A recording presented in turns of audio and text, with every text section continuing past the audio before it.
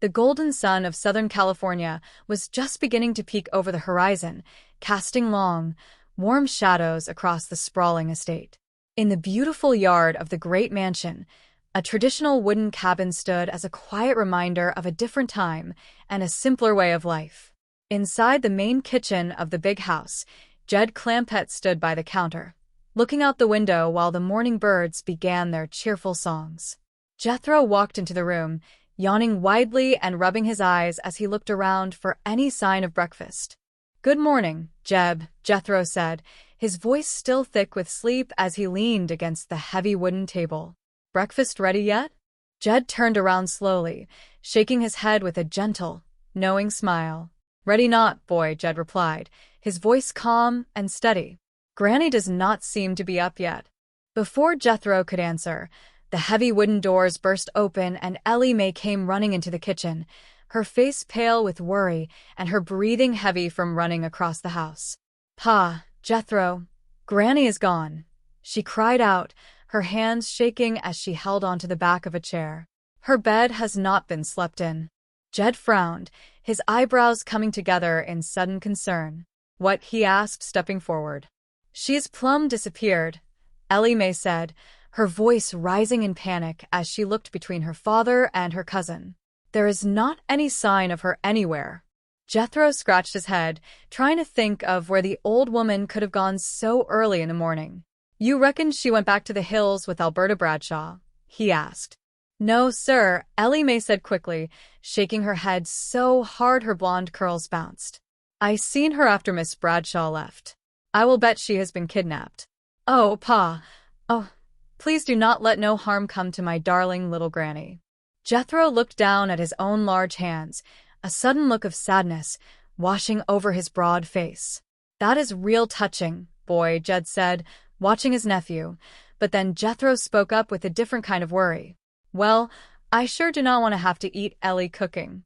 Jed sighed, shaking his head at his nephew's stomach, but then a thought seemed to strike him. He looked out the window toward the back of the property, where the old country cabin sat under the trees. "I think I know where she might be," Jed said softly. "Where, Pa?" Ellie Mae asked, wiping a tear from her cheek. "Well, ever since we put up the old cabin out back, Granny has had a certain look in her eyes," Jed explained, pointing a long finger toward the yard. "I will bet you that is where we find her. Come on." The three of them walked out into the cool morning air, leaving the grand mansion behind as they walked down the green grass toward the humble wooden shack. As they walked past the small animal pens that Ellie Mae kept, she could not help but greet her beloved pets. "Morning, Mrs. Hogg," she called out softly. "Mrs. Cow." "Good morning, chickens." They reached the door of the small cabin and pushed it open gently. There, sitting by a roaring fire, was Granny, looking happier and more at peace than she had since they arrived in California. "Well, we kind of figured we would find you out here," Jed said, stepping into the warm room. "Granny, did you spend the night in that little old cabin?" Granny looked up with a bright smile, rocking back and forth in her wooden chair. "I did," she said with absolute certainty, and it was pure heaven. Jethro looked around the simple room, confused by her words. "Heaven?" he asked, looking at the rough logs and the plain floor. "This little shack?" "Jeff, let us all move back in here where we belong and live the good life," Granny declared, slapping her knee. "Granny, we are not moving out of no 32-room mansion into this dump," Jethro protested, but his nose suddenly twitched as a delicious aroma filled the air. He leaned forward, sniffing deeply. "Something sure smells good." Granny turned her attention back to the iron pans resting over the fire. "I am fixing fried ham, whole cakes, and gravy," she said proudly. Jethro's eyes went wide with hunger, and all his objections vanished in an instant. "Uncle Jed, let us move in here and live the good life," he shouted. "Wait, super stomach," Ellie Mae said, laughing as she stepped in front of her cousin. "Let me set the table first." Jed watched his family, realizing that the old woman was serious about staying in the small cabin. "Pa, is we really gonna move into this little cabin, all four of us?" Ellie Mae asked, looking up at her father for guidance. "Well, if we do not, Granny is not going to give us no peace and no victuals, Jed reasoned, knowing how stubborn the matriarch could be. Well, if you want to stay in the mansion, I will cook for you, Ellie Mae offered, looking at her father with sweet devotion. Jed coughed slightly, remembering her previous attempts at making meals. Well, that is surpassing kind of you, Ellie, he said gently. I need to practice, Ellie Mae insisted. True, Jed agreed, trying to be supportive, but if we do not do like Granny wants, we are not never going to hear the last of it. Well, where will we sleep? Jethro asked, looking at the single small bedroom in the cabin. Well, you women folks can take the bedroom, Jed decided, organizing the space in his mind. Yes, there are meals spreader blankets in front of the fireplace. Jethro looked down at the hard wooden planks. That floor is awful hard, he complained. Well, it will only be till Granny gets this notion out of her craw, Jed said, trying to keep everyone calm. Just then, the door opened and Shorty stepped into the cabin, looking surprised to see the whole family gathered around the fireplace. Oh, here you are, he said. Morning, Shorty, Jed greeted him. Morning, Miss Kelly, Shorty said, nodding to Ellie Mae before looking around the crowded room. What you doing down here? We is fixing to move into this little old cabin, Ellie Mae explained happily. Everybody, Shorty asked, his eyes wide with surprise. You are welcome to join us, Shorty, Jed said generously. You can bed down on the floor with Jethro and me. Shorty thought about the hard floor and the crowded room, then shook his head. If it is all the same to you, I would like to stay in the mansion, he said. Well, you will be all alone, Jed warned him. I will rough it, Shorty replied with a grin. Can you manage that big old place all by yourself? Ellie Mae asked, worried about their friend. Jerry used to run a hotel by himself, Shorty said confidently. Elvin and Bradshaw are not here to cook for you no more, Jed reminded him, thinking of the staff that had left. I will make out, Shorty insisted, thinking of the grand empty house.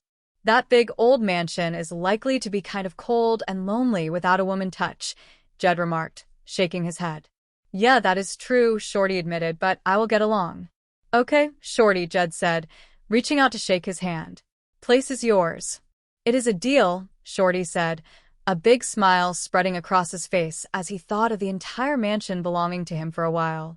Meanwhile, in the bustling heart of the city, inside the tall glass building of the Commerce Bank, a completely different kind of plan was being made. Milburn Drysdale, the chief executive of the bank, sat behind his massive mahogany desk, reviewing financial papers. His faithful secretary, Miss Jane Hathaway, walked into the office with a folder in her hand, looking tentative but determined. Excuse me, Chief, Miss Hathaway said, stepping closer to the desk. Several girls from the Secretarial pool would like to take a little extra time at lunch to go and look at a new hotel for women. The answer is no, Mr. Drysdale said without even looking up from his papers. All they need is 15 minutes, Miss Hathaway pleaded. They can take my car, if you let them go. The answer is no, Mr. Drysdale repeated, his voice sharp and final. Some millionaire has donated his mansion as a hotel for young working girls, and the rates are fabulously cheap, Miss Hathaway explained, trying to find an angle that would appeal to her boss. The answer is no, he said again. It is located close to your house, and if you needed to have some dictation done some night, they would be available, she added, leaning in. The answer is no, Mr. Drysdale barked. They will work for nothing, Miss Hathaway said quietly. The answer is yes, Mr. Drysdale said instantly, his head snapping up with an expression of sudden delight. You knew I would give in. I are not got an old sock, Miss Hathaway muttered under her breath, shaking her head at his predictability. Yes, you are a regular marshmallow, Mr. Drysdale said, completely ignoring her sarcasm as he rubbed his hands together. The rates are cheap, you say? Yes. The girls think they will be able to save at least $10 a week over what they are paying now, Miss Hathaway reported.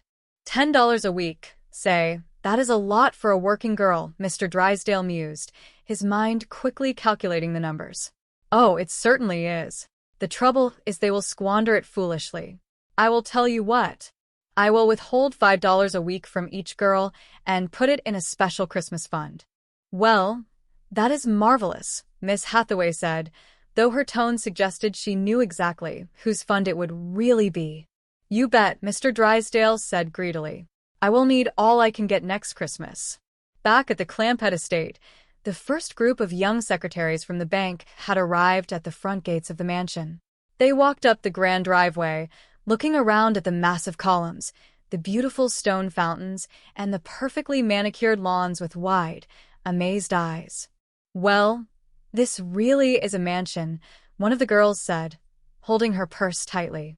"Look at the beautiful ground. And the rates are so cheap," another girl added, looking around with a bit of suspicion. "I wonder what the catch is."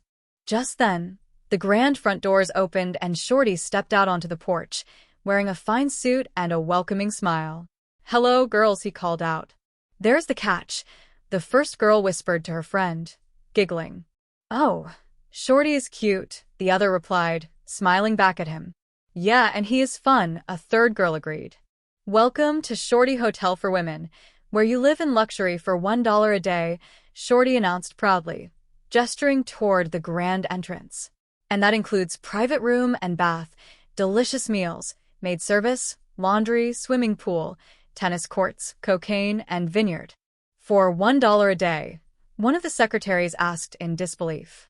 "How can you do it?" "Volume," Shorty said with a wink. "Come on inside and look around." The girls followed him into the grand foyer, their heels clicking loudly on the polished marble floors. They looked up at the crystal chandeliers and the sweeping staircases. "Girls, look at this," one cried out. "What a pad. This is super." "You are not seen nothing yet," Shorty told them, leading them further into the house. "Step into the main ballroom. It is free entertainment in here every night." "Really?" a girl asked, looking around the massive ballroom. "What kind of entertainment?" "Music and dancing," Shorty answered smoothly. "You have a dancing act?" she asked. "For girls and a fella," Shorty explained. "Who are they?" the secretary inquired. "You four and me," Shorty said with a grin. One of the girls looked at him with amusement, crossing her arms. "Do you think we are going to be safe in this hotel of yours?" "Oh, of course," Shorty assured her quickly. "If anybody gets out of line, just call for the house detective." "Where is he?" she asked. "Right here," Shorty said, tapping his own chest proudly. The girls laughed, but then one of them looked at her watch and gasped. "Girls, our lunch hour is almost gone," she said anxiously. "We have to get back to the bank. Mr. Drysdale will be furious." "You cannot leave yet," Shorty protested, holding up his hands. "You are not seeing the place. I will phone Miss Hathaway. She is a good scout. She will cover for us. There is a phone in the lobby. No charge for local calls." Back at the Commerce Bank, the telephone on Miss Hathaway's desk began to ring. She picked it up immediately. "Mr. Drysdale office," she said, but before she could say more, Mr. Drysdale walked out of his private office, looking at his watch with a dark scowl. "Oh, yes, Helen," Miss Hathaway said into the receiver. "Helen who?" "One of the girls who is looking at the new hotel for women." Mr. Drysdale marched over to her desk, his face turning red. "Tell them if they are not back in 5 minutes, they are fired," he shouted. "Chief Hathaway," Miss Hathaway said, trying to calm him down while speaking into the phone. "Get me that phone," Mr. Drysdale demanded, reaching for the receiver. "Where are you?" On the other end of the line, Helen was standing in the grand lobby of the mansion, with Shorty standing right next to her. "Just a moment, Mr. Drysdale, sir," Helen said nervously into the phone. She turned to Shorty, covering the mouthpiece with her hand. "Shorty, what is the address here?" "I do not know," Shorty whispered back. "It is the Jed Clampett mansion." Helen spoke back into the phone. "It is the Jed Clampett mansion. The Jed Clampett mansion. Mr. Clampett is the millionaire who donated his mansion for the hotel. He probably realizes how oppressed and underpaid your secretaries are." Mr. Drysdale froze, his anger instantly melting away as his brain processed the name of his biggest depositor. "You think so?" he asked Miss Hathaway, his voice suddenly soft and sweet. "Why else would you do it?" He took the phone from Miss Hathaway's hand and spoke into it with his most charming executive voice. "Helen, dear. Now you girls take your time. In fact, why do you not take the rest of the day off? Miss Hathaway will do your work." "Oh, thanks," Helen said, smiling brightly on the other end. "And Helen, Tell your landlord that I send him my very best, Mr. Drysdale added warmly. Goodbye. Goodbye, sir. And thank you. Helen hung up the phone and turned to the other girls who were waiting anxiously. Girls, we have the rest of the day off, she announced, and the room filled with happy cheers. And, Shorty, Mr. Drysdale would like to send you his best. Shorty looked confused for a second. I thought I had his best, he muttered, looking around the grand room. But if he has got any better news, tell him to send them over. Down by the small country cabin, the afternoon sun was warm. Jed walked out to the yard and saw Jethro standing near the small pig pen, holding a wooden bucket and looking completely miserable. Hey, Uncle Jed, look what Granny has got me doing, Jethro complained, holding up the bucket of slop. Good for her, Jed said, leaning against the wooden fence with a calm smile.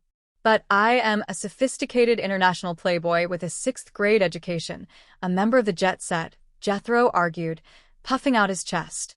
Jet setters do not slop hogs. They do not. Huh, Jed asked, amused by his nephew's grand ideas. No, sir, Jethro said firmly. No. We jets around betwixt Paris, Rome, and tequila, and drinks Acapulcos. You are not never done none of them things, Jed pointed out quietly. I sat on a jet, Jethro insisted, crossing his arms. That makes me a jet setter. Well, right now, you are a hog slopper, Jed said, ending the argument with a simple nod. And after that, you're going to be a cow milker. Please, Uncle Jed, let me move back into the mansion where I belong, Jethro pleaded, looking toward the big house wistfully. Who would do your chores, Jed asked. Well, Ellie Mae just loves to do this here rube stuff, Jethro suggested, trying to pass his work on to his cousin. Well, maybe Shorty is getting a mite lonesome up there all by himself, Jed mused, thinking about their friend in the giant house. Oh, I will bet you he is just dying to have me join him, Jethro said, his face lighting up with hope. Back up at the mansion, the ballroom was filled with music and laughter. Shorty was surrounded by the beautiful young secretaries, enjoying his role as the hotel manager immensely. He clapped his hands to the music, guiding them through the house. Like that, he said to one of the girls, "Stop by the bank and bring along the best of the rest. Remember, single girls only. And if they dance this close, they get the cut rate." Suddenly, a loud voice echoed from the grand hallway, interrupting the fun. Hey, Shorty, where are you? Shorty stopped dancing, his face falling as he recognized the voice. Who is that? One of the girls asked. It is one of the hard hits, Shorty whispered quickly, looking toward the door. He is supposed to be in the house. I will get rid of him. See you later. Shorty hurried out to the grand foyer just as Jethro walked through the front door, looking around with a big smile. Oh, here you are, Shorty, Jethro said happily. Good news. I am moving in with you. Shorty frowned, completely unenthusiastic. That is good news, he asked. That is good news, Jethro repeated, nodding firmly. Then his eyes caught a sleek, expensive vehicle parked right outside the large front windows. Hey, whose car is that? Oh, Miss Jane, Shorty lied quickly, trying to keep Jethro away from the girls. What is she doing here? Jethro asked, looking curious. Oh, she come by to offer me a job down at the bank working in the Secretarial pool, Shorty said, inventing a story on the spot. You staking it or not you? No, I do not think so, Jethro said, shaking his head. Shorty, that Secretarial pool is full of pretty girls. Yeah, that is a trouble, Jethro, Shorty said, acting tired and sighing dramatically. I am getting too old for that kind of nonsense. I are not, Jethro said quickly, leaning in with excitement. I am just the right age for that kind of nonsense. Yeah, oh, I wish I was young again like you, Shorty sighed, pretending to be filled with regret. Oh, come on, Shorty, Jethro begged, grabbing his arm. Let me have the job. Huh, Shorty? Huh, please? Huh, Shorty, please? I do not know, Jethro, Shorty said, acting hesitant. You would likely get them girls stirred up to where they could not work. It is a doggone good looking. I will force myself to look homely, Jethro promised earnestly, making a funny, twisted face to demonstrate. Look at that. Well, Maybe, Shorty murmured, pretending to think it over. Oh, come on, Shorty, please, huh? Jethro pleaded again. Well, okay, Shorty finally agreed, throwing his hands up. Oh, thank you, Shorty. Thank you, Jethro cheered, jumping up and down. When you get to the bank, just go right on into the secretarial pool, Shorty instructed him, hiding a sneaky smile. I will arrange everything. I really appreciate this, Shorty, Jethro said gratefully, pulling a few coins from his pocket. And to prove it, I am going to give you half everything I make. Half or nothing, Shorty demanded. Big deal, Jethro agreed, completely unaware that he was being tricked. Back at the Commerce Bank, Miss Hathaway was presenting more paperwork to Mr. Drysdale, who was looking exceptionally pleased with his new financial scheme. Chief, I questioned the rest of the girls in the secretarial pool, and 3 more of them qualify for Mr. Columbus Hotel, Miss Hathaway reported. What do you mean qualify? Mr. Drysdale asked, looking up from his desk. Well, it is restricted to single girls, she explained. Say, that is a great idea, Mr. Drysdale said, his eyes shining with dollar signs. Let us see. That is a total of 7, $5 each. That is $35 a week. That makes over $1,800 a year for the Milburn Drysdale Christmas Fund. Chief, you are not going to really deduct that money, Miss Hathaway asked, looking at him with disapproval. How long have you known me? Mr. Drysdale asked, staring at her flatly. You're going to deduct, Miss Hathaway began. Deduct that money. Mr. Drysdale finished the sentence for her with total certainty. You bet. Only one girl is not interested, Miss Hathaway noted, looking back at her list. Why not? The banker demanded, upset that anyone would opt out of his profitable fund. I will let her explain, Miss Hathaway said, turning toward the door. Come in, Miss Bell. A young woman walked into the room, looking polite but firm. Mr. Drysdale wants to know why you are not interested in the hotel for women, Miss Hathaway said to her. Well, I live at home, so I would not save anything, Miss Bell explained simply. Do you live in a mansion? Mr. Drysdale asked, leaning over his desk. Of course not, she replied. Do you ride to work in a limousine? He continued. No, I ride the bus, she said. How much does it cost you? He asked. 50 cents a day, she answered. That is $2.50 a week, Mr. Drysdale calculated quickly. What are you getting at, Chief? Miss Hathaway asked, confused by his line of questioning. Well, I live next door to the Clampett mansion, and she can ride back and forth with me, Mr. Drysdale proposed, offering a solution that would get her into the hotel and into his fund. Gee, that would be swell, Miss Bell said, her face lighting up with genuine excitement. I spend 2 hours a day on the bus. Well, my limousine makes a trip in 5 minutes, Mr. Drysdale boasted. It would be fun living with the other girls in the secretarial pool. And in a mansion, too? And it automatically qualifies you to participate in a special Christmas fund. Wow, Miss Bell said, completely impressed by his apparent generosity.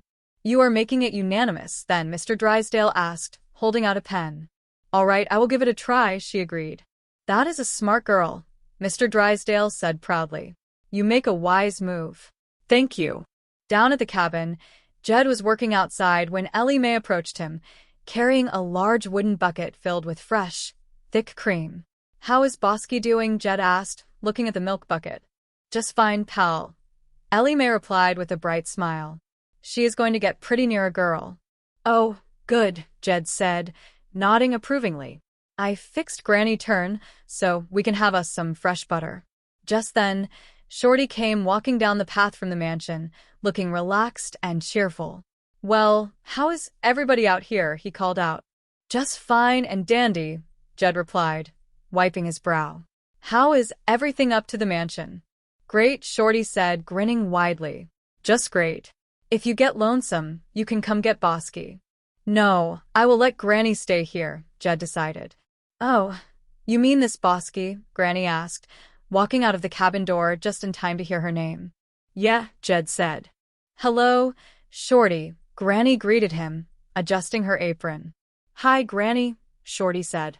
Well, finish your chores, everybody, Granny commanded, looking around the yard.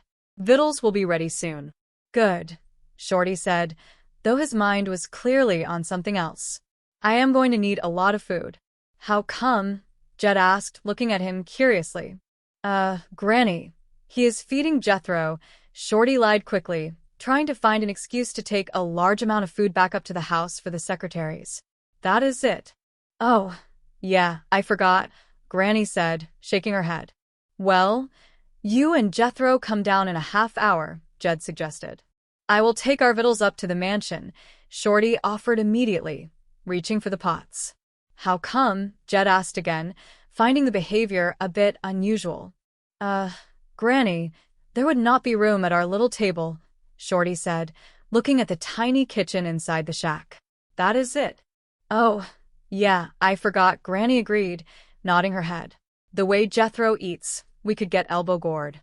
Oh, yeah, Jed murmured. I will be back for our victuals. Bye, Shorty said, waving as he hurried back up the path toward the big house. Jed watched him go, a thoughtful look on his face. Shorty seems to be getting along fine up at the mansion, he remarked to Granny. I reckon him and Jethro thinks of things to do. Well, two heads better than one, Granny said, heading back inside to check on the fire. Not when one of them is Jethro, Jed said softly to himself, smiling as he went back to his work. Up in the grand mansion, the young women were enjoying their time immensely, treating the vast space like a luxurious resort. In one of the grand upstairs bathrooms, Gloria and another secretary were taking care of their clothes, hanging delicate items over the marble fixtures. Gloria, I thought Shorty said we would get free laundry service,